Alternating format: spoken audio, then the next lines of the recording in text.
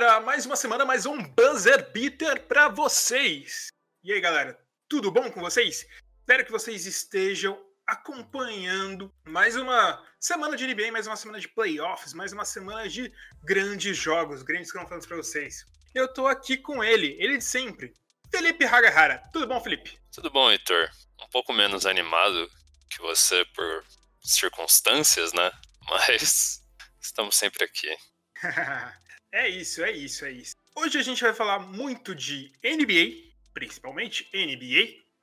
A gente vai falar de Jesus Cristo, que encarnou em Luka Doncic nessa semana. Há provas disso. E a gente vai falar também obviamente, do Clippers, que já que vai falar de Luka Doncic, tem que falar do Clippers.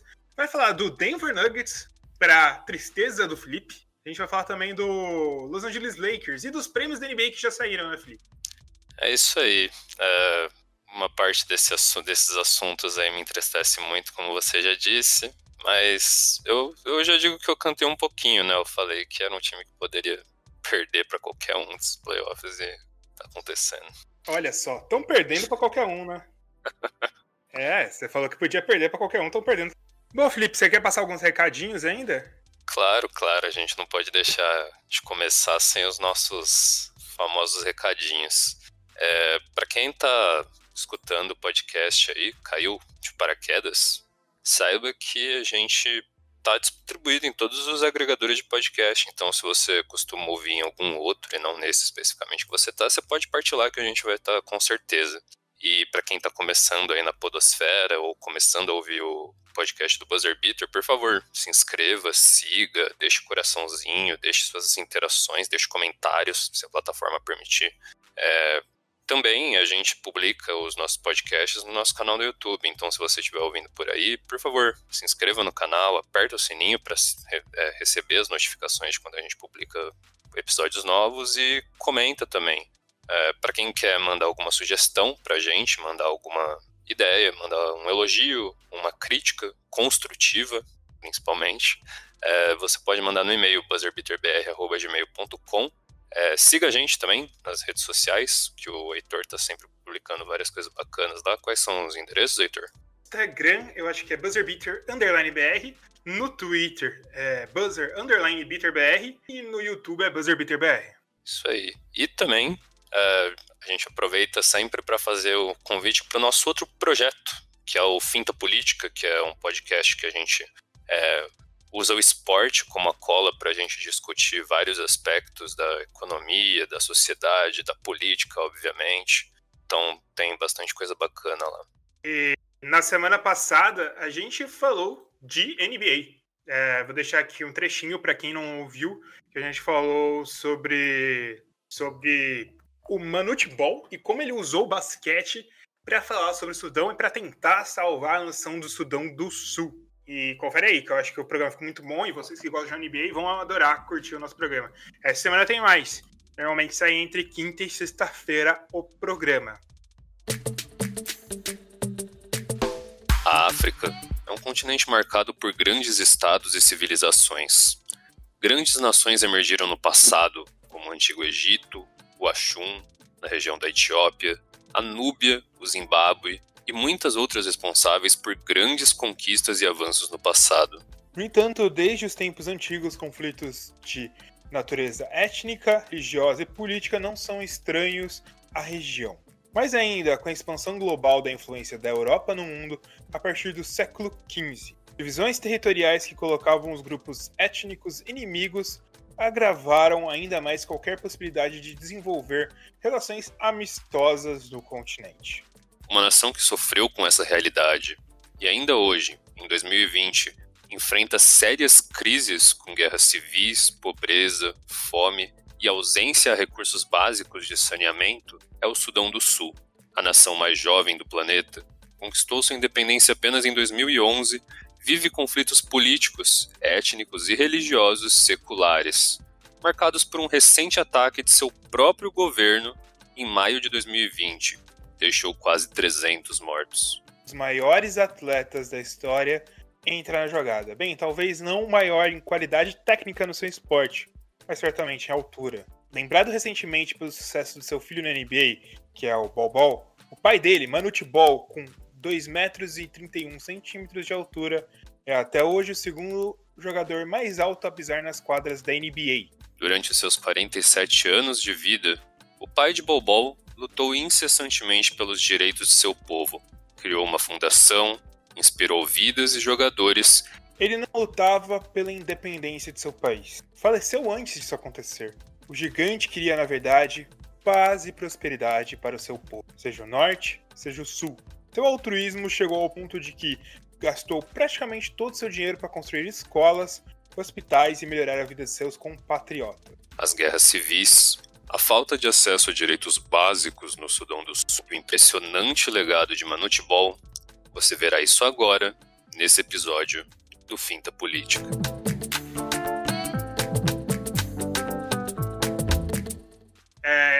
Bom, Felipe, vamos falar primeiro dos prêmios, que é um assunto que tá agora, né? Acabou de sair o Defensive Player of the Year.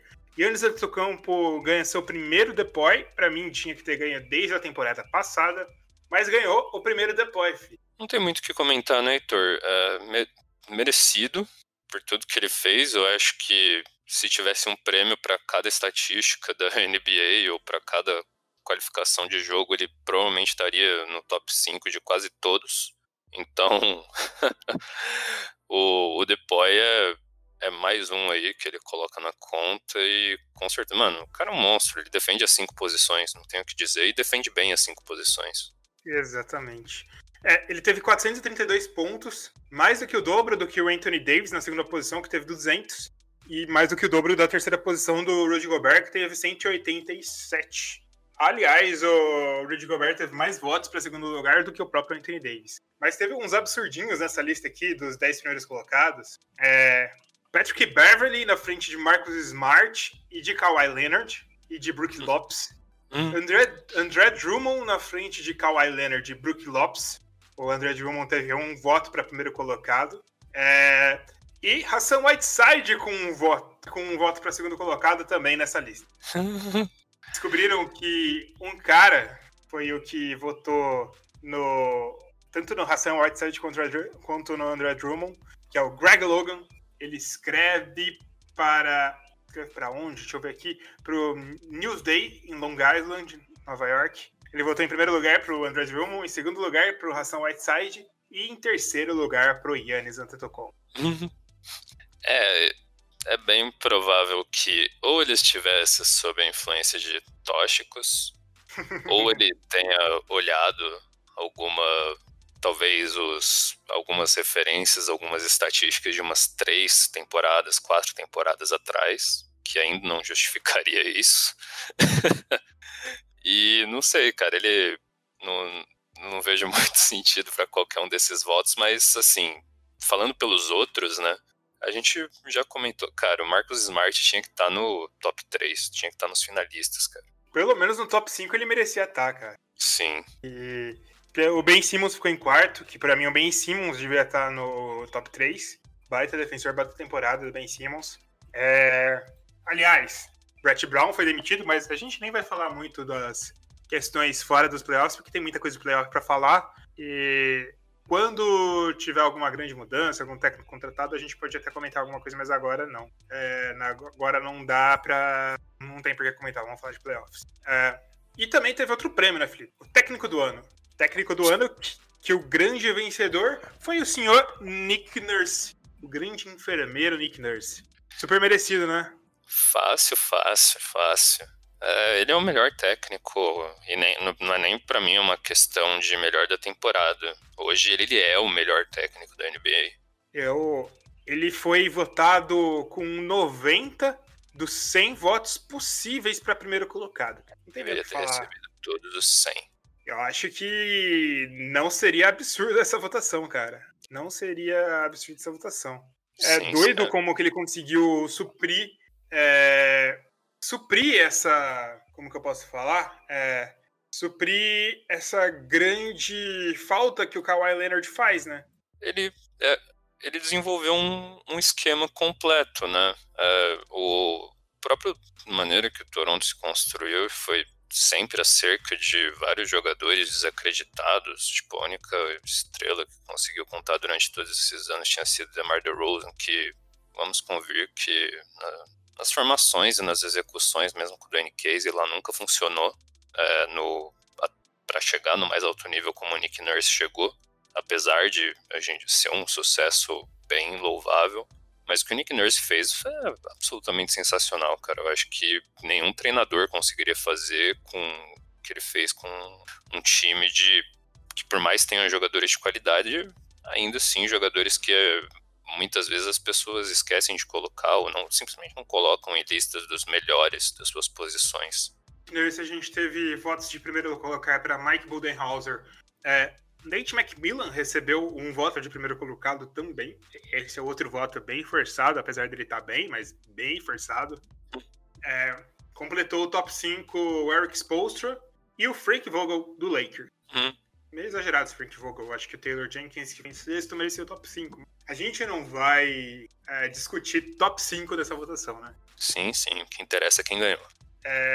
Cara, é muito maravilhoso. Eu não tenho nada a dizer do Nick. É um basquete moderno, um basquete que consegue se adaptar. É uma defesa absurda. Todos os jogadores sabem defender bem. É sensacional. Bom, vamos falar de playoffs, Felipe? Vamos, Heitor, vamos. Vamos deixar para falar do seu Denver um pouco mais para frente, porque ele está jogando nesse momento da gravação contra o Utah Jazz. E vamos aguardar, né? Já tá perdendo, né? Mas a gente tá tendo uma atuação absurda do senhor Nikola Jokic. Mas mais pra frente a gente deixa 20 minutos pra você xingar o Denver Nuggets. Vamos ver se 20 minutos é o bastante. Antes, vamos corrigir um erro que virou acerto depois.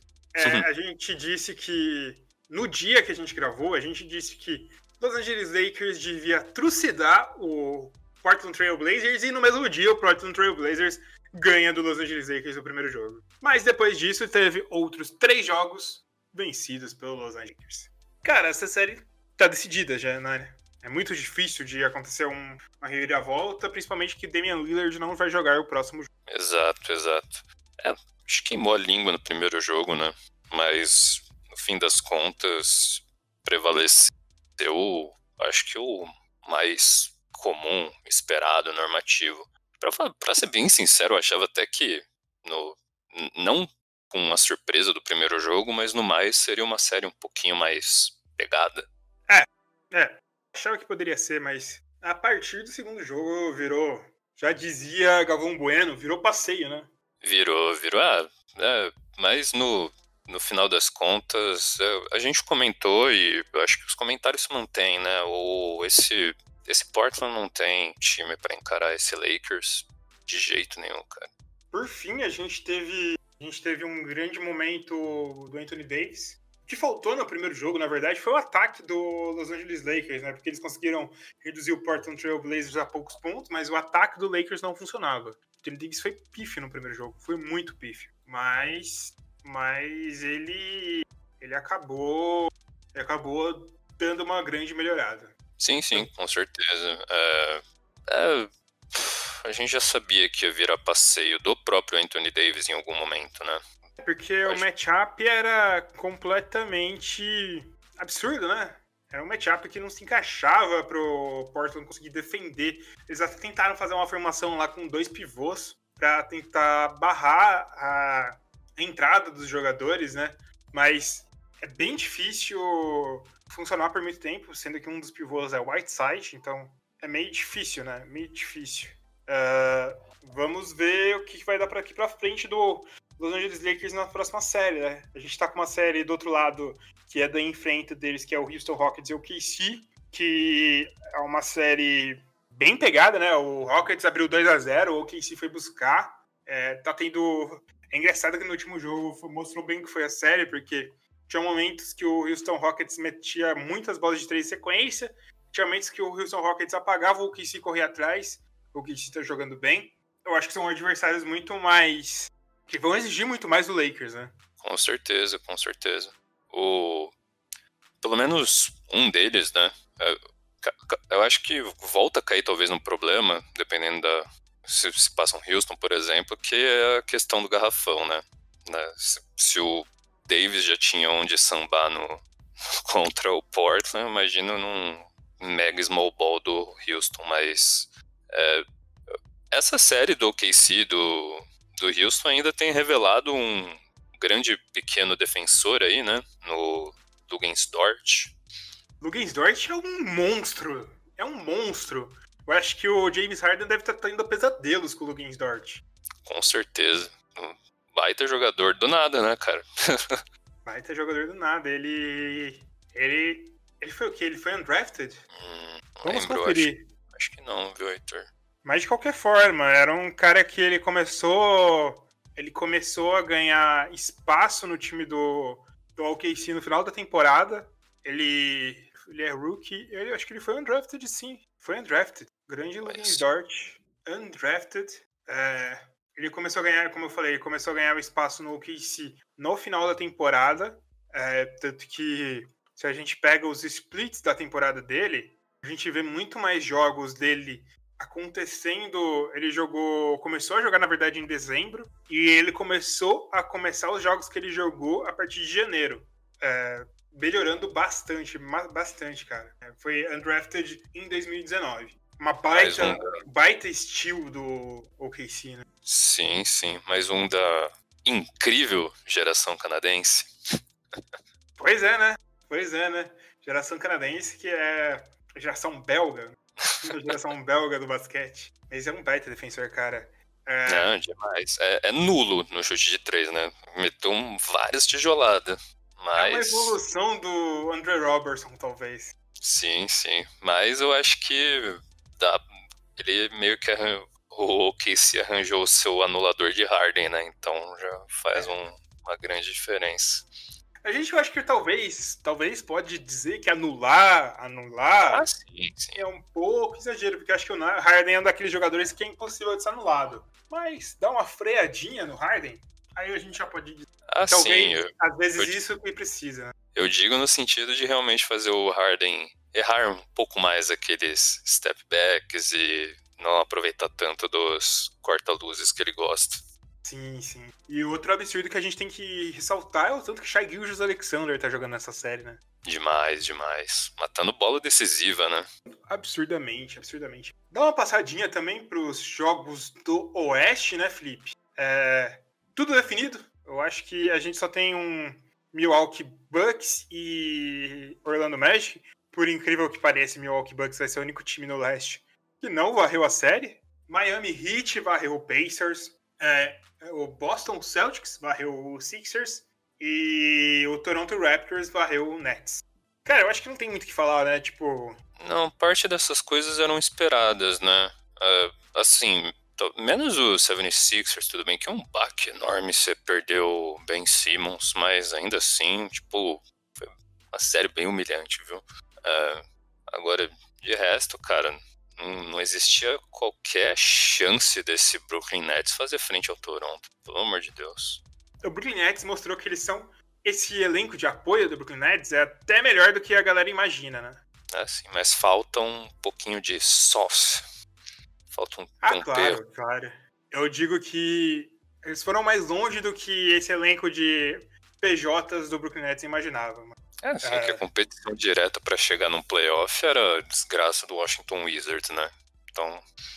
Eu acho que fica triste pro Orlando Magic, que ganhou esse jogo e tal, mas não devia ser o Orlando Magic que enfrentava o primeiro colocado, né? Eles deviam ter ido melhor nos seed games do que o Brooklyn Nets. Com certeza. A bolha nos trouxe muitas coisas inesperadas, né? Então... Pois é. Esse Magic, eu acho que deu pra mostrar um grande Nikola Vucevic mais monstruoso ainda. Gosto muito do Nikola Vucevic. Fez uns jogos muito absurdos.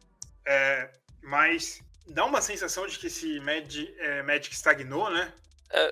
Eu coloco ainda uma ressalva aí que, assim, eles não puderam contar com alguns jogadores que estavam uma evolução bem importante, né, durante a temporada. Markelle Fultz, o Jonathan Isaac.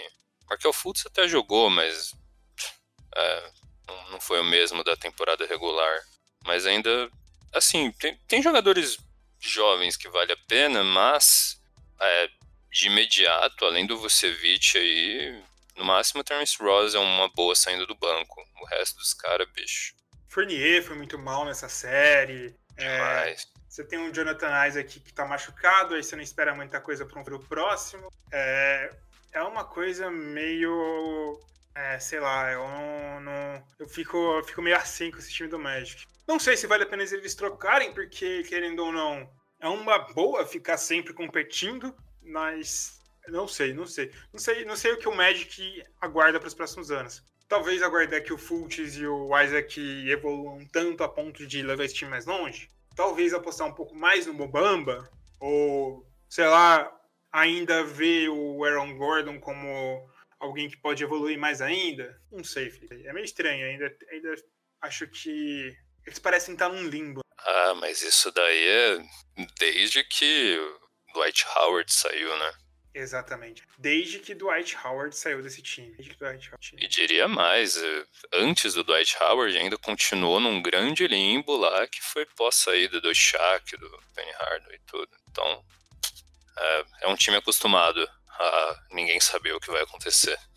Exatamente. Bom, Felipe, Sixers perdidaço, não vale a gente acho que falar muito, mas eu acho que o Brett Brown tem muita culpa nisso. Eu acho que mais culpa que o Brett Brown tem o Elton Brand. Então eu acho que tá estranho esse time, né? Tá bem estranho esse time. Tá. Pré-temporada e tudo, a gente olhou a montagem e até viu algum sentido em algumas coisas, algumas outras coisas não encaixavam bem, né? Al Horford, tudo, por mais que ele seja um grande jogador. Agora, tem uma hora que satura, né? As peças estão aí, as principais peças para esse time chegar em algum lugar já estão na mão. Precisa agora de um treinador que consiga, reverter isso em mais sucesso do que só ficar no top 4 aí, de tentar ficar no top 4 de conferência. Exatamente. Bom, fechado o leste, né? Fechado o leste, vamos falar do Deus, da reencarnação do nosso Senhor, Luka Doncic. Você tem noção de que esse cara só tá na segunda temporada, que ele só tem 21 anos? Você tem noção disso, que ele tá enfrentando alguns dos melhores defensores da NBA nesse time do Clippers? Tudo bem que a defesa não tá sendo a melhor possível, mas você tem noção disso, Felipe? Heitor, eu abri a Bíblia esses dias e eu vi até que eu comprei uma atualizada, né, e tinha uma errata lá falando que, na verdade, a reencarnação de Deus nasceria no futuro e que a gente veria uma pré-geração de Luka Doncic lá no ano 0, né? Mas, cara, é impressionante, cara. Impressionante. O que ele tá fazendo, o samba que ele tá fazendo com o Paul George. Tudo bem que a gente pode falar que o Paul George tá longe do seu desempenho ideal há um bom tempo. Mas ainda assim, cara, ele tá brincando, tá destruindo, tá convertendo umas bolas, o buzzer beater dele, velho, foi sensacional, cara. Sensacional. Exatamente.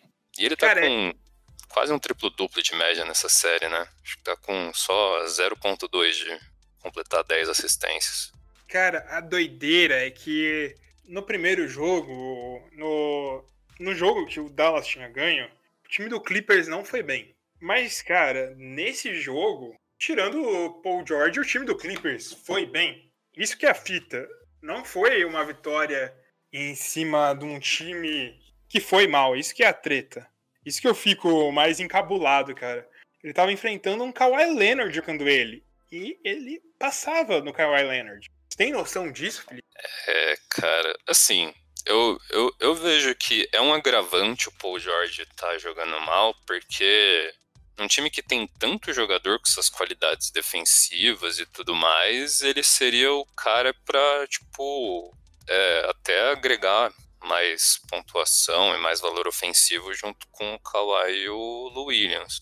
Agora, quando a gente compara que realmente esse time do Clippers, que é profundo pra cacete, tá jogando bem, ainda assim o Luka Doncic tá fazendo uma umbigada nos caras, cara. É impressionante. Tem que... Eu dou ainda vários créditos pro Trey Burke, que ele fez uns baita jogaços aí nesses últimos, principalmente o último, ele matou umas bolas bem importantes. Mas, cara, o Doncic é de outro mundo, cara. Isso daí não é um segundanista de jeito nenhum, cara. Não mesmo, cara. Não, e não mesmo. né? Porque vamos convir que o cara já tá no basquete profissional desde 16 anos. Exatamente, mas o doido é que a gente imaginava que esse Luka Doncic pudesse melhorar, mas não melhorar a ponto de virar esse deus. Essa é a fita, né? Sim, ele parecia ser aquele cara que ia fazer... Aliás, não parecia, mas a gente olhou a primeira temporada dele tão impressionante que falou, cara, não tem como ele fazer muito melhor do que isso, né? Muito melhor do que isso, ele vai realmente, tipo, já na próxima temporada virar candidato a MVP, que durante um certo período foi o que aconteceu. E agora... Se ele estivesse entre os três, era muito de boa ele estar entre os três, né? Era plausível e acho que ia ter as resistências, mas ia ter apoio de muita gente que realmente assistiu o jogo, né? E o que a gente tá vendo agora é justamente isso, cara. O Dallas, a gente sempre falou que, assim, tem jogadores bons, mas não é um time profundo, não é um time que, teoricamente, consegue bater de frente, até se a gente ficar comparando 1 a 1 com o que o Clippers tem na mão lá. Agora, o Doncic tá carregando, tá levando esse time. É um absurdo. E matando coisa, tipo, não só volume, mas sendo eficiente com tanto de coisa que ele tá fazendo. É bizarro, cara. Não, e essa é a doideira, essa é toda doideira, cara. Tipo, a gente tem um Seth Curry jogando bem, a gente tem um Trey Burke, como você falou. Cara, mas como assim, né, velho? Como assim ele consegue fazer isso, cara? Como assim? Eu tô absurdado, cara. Eu tô absurdado. Sim, não faz sentido algum. E ele tá criando, tá fazendo jogo em cima de tudo. E você tem até alguns jogadores, se você olhar no geral, não estão necessariamente muitas vezes cumprindo também os papéis. Eu diria que o próprio Maxi Kleber talvez tá performando bem abaixo do que ele poderia, mas acho que qualquer outro jogador hoje no Dallas tá meio que permitido jogar mal, porque o Doncic tá compensando qualquer coisa aí, cara. Impressionante. Pois é, cara. Doido. Não tem nada que dizer disso. Falando do lado do Clippers, cara, Kawhi Leonard vem fazendo umas coisas que parecem Deus também. Ele tá muito bem na série. Quanto ao Paul George, nunca confie em quem se autodenomina Playoff P. Nunca. P serve pra podre, né? Porque, bicho, tá... Acho que vale a crítica a ele durante toda a bolha, talvez até durante toda a temporada no geral, mas agora na série, tá ligado? Nos playoffs ele tá especialmente ruim, cara. Exatamente, cara, exatamente. E não é só ele tá ruim, mas ainda tá fazendo números de jogador relevante. Nem isso ele tá fazendo, cara. Cara, se você olha na história, é um dos piores desempenhos em playoffs da história, cara. Sem zoeira. É horrível, cara. Horrível. Heitor, ele é o jogador do Los Angeles Clippers que mais tentou bola de 3 até agora nessa série. Ele só matou 22%, cara. Ele é triste, cara. Triste. Não tem nada a dizer. Já fiz meus lamentos, Felipe. Não só, é só um Felipe, não são vários Filipes. São Felipe. Já fiz meu lamento. Mas, cara, agora é sua vez. Chorem as pitangas, porque avançou um pouco no jogo. O Denver Nuggets, que estava ganhando, não está mais. A gente tem um desempenho meio absurdo do Nikola Jokic. Tem, mas... rapaz. A vaca foi pro brejo. Heitor, eu vou começar com um pouquinho de realidade, depois eu vou ser um pouquinho mais torcedor lamentador nesse momento. Esse Denver, ele já não exprimia confiança, sabe? Por isso que eu tava falando desde o começo que pra mim era um time que poderia perder facilmente numa primeira rodada, poderia perder para qualquer time desse Oeste. E, pro meu lamento, é realmente o que está se provando. E o duro é que, assim, você tem jogadores que você esperaria que precisavam jogar bem para o time ter alguma chance, né, de se provar na série, tanto que teve alguns jogos um pouco mais próximos pelo qual ele foi responsável, e aí eu digo que esse senhor é o Jamal Murray. Particularmente, ele acho que é talvez o único desse time que eu não vá ser um pouco mais crítico, porque ele foi o cara que acabou puxando um pouco para tentar combater o que o Donovan Mitchell tá fazendo de impressionante nessa série, cara. O Donovan Mitchell tá destruindo e, na medida do possível, quem tá tentando combater isso é o concorrente direto dele de guard, que é o Jamal Murray. Mas de resto, cara, o resto do time não tá fazendo absolutamente nada. Principalmente no fim defensivo. A defesa desse Denver, cara, é um negócio que dá nojo de ver. Não dá vontade. Do lado do Jokic você já não espera muita coisa nesse sentido. Agora, é justamente por isso que você tem outros jogadores para complementar e para justificar que você tenha um pivô que não saiba defender muito bem. Porque, naturalmente, você vai ceder muitos pontos no garrafão. Tanto que o próprio Rudy Gobert tá fazendo umas estatísticas bem absurdas também nessa série, justamente pelo espaço que ele ganha lá dentro. Agora o resto não dá, cara. Não dá. O Paul Millsap tá muito ruim, terrível. O Michael Porter, primeira temporada, dá pra esperar que ele poderia ainda tem o que crescer. Monte Morris, muito mal, cara. Esperava bem mais dele. Graças a Deus que eu não tô vendo Gary Harris nessa série, porque eu acho que eu jogaria a cadeira no chão se tivesse um Gary Harris ainda no meio desses jogadores que não estão mandando bem.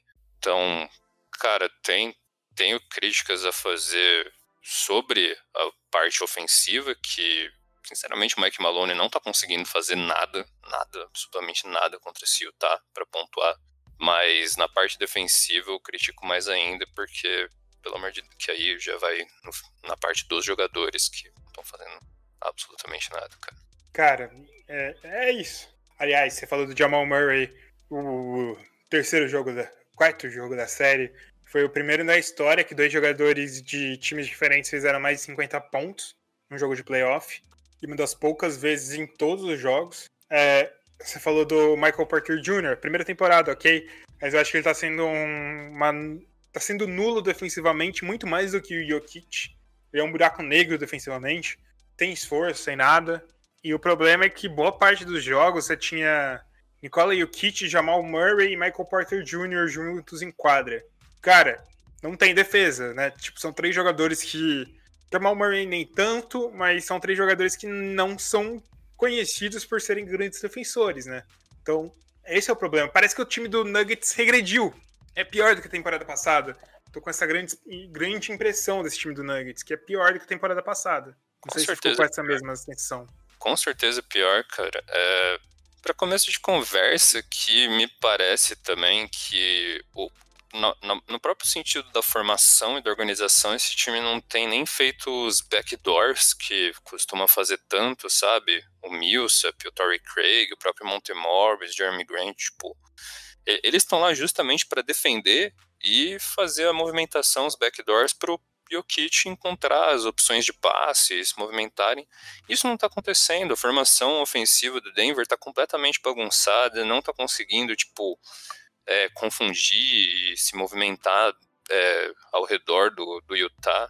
Então, até por isso que eu tô falando que na parte ofensiva eu coloco toda a culpa no Malone, cara. Você tem alguns jogadores aí, você tem um Jokic e um Murray tentando fazer o jogo deles ofensivo, mas o que tem em torno, que seria da alçada do treinador montar um esquema que funcione, não tá saindo, cara, tá terrível. E, cara, na parte defensiva, pelo amor de Deus, o Paul Millsap, você pode dizer que ele não tá tão ruim quanto os outros, mas ainda não tá correspondendo de maneira alguma. O Monte Morris, que é para ser opção de guard, que vai ser aquela pulga para não deixar alguns dos armadores jogar bem, também não tá correspondendo. Bicho, o Mike Conley tá sambando no Denver, cara. Pois é, Mike Conley que teve o efeito Fred VanVleet, tem um filho e começa a detonar nos playoffs. Imagina quando o Luka Doncic tiver filho, Felipe. Só falo isso. É, média de 40 pontos na temporada, Heitor. Mas é isso, cara. E é resultado dos movimentos pouco inspirados que tiveram nessa temporada. Por que você troca o Malik Beasley? Por que você troca um cara desse, cara? Pra Eles receber trocaram jogadores que estavam evoluindo bem e dando certo. Eu não digo nem só pelo Malik Beasley. O Juan Hernan-Gomez, ele seria muito mais valioso nessa série do que o Torrey Craig, que o Monte Morris, que o próprio Michael Porter Jr., sabe? Você pega um Keita Bates-Diop e, cara, Keita Bates-Diop não tá nem jogando, cara. Sim. E não é nem eles trocaram basicamente o Malik Beasley porque achavam que não ia renovar, pegar uma escolha de segunda rodada, né? Pois é, cara. É um desuso nojento, completamente ruim. Tipo, beleza. Não tem o Will Barton, que ele seria uma boa contribuição aí, teoricamente, nos dois fins. Beleza. Mas, cara, foram movimentos terríveis da gestão.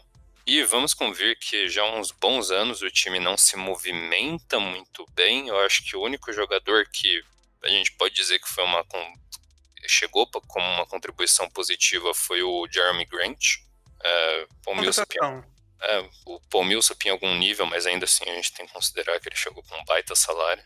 Agora, o time não se movimenta, chega uma hora que fica realmente limitado o que você consegue fazer de formação com Jamal Murray e Nikola Jokic, sabe?